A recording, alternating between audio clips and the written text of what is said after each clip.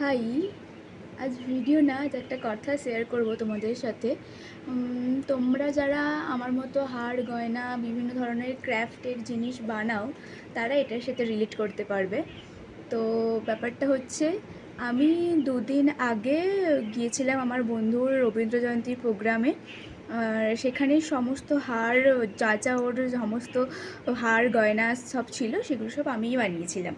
তো মানে যারা আর কি এগুলো পড়েছিল, তাদের গার্জিয়ানরা জানতো না যে আমি বানিয়েছি, জানার কথাও না।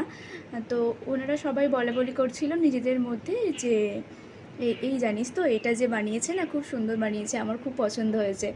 এবার আমি ওখানে দাঁড়িয়েছিলাম, আমি শুনছিলাম কথাগুলো। এটা শুনে আমার খুবই ভালো লাগলো, মানে নিজেকে নিজে খুবই প্রাউড ফিল হচ্ছিল যে ওদের পছন্দ হয়েছে।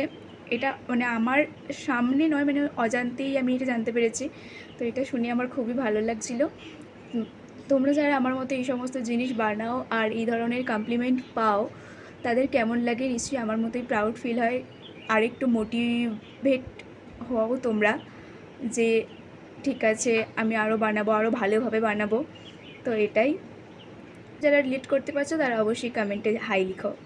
বাই।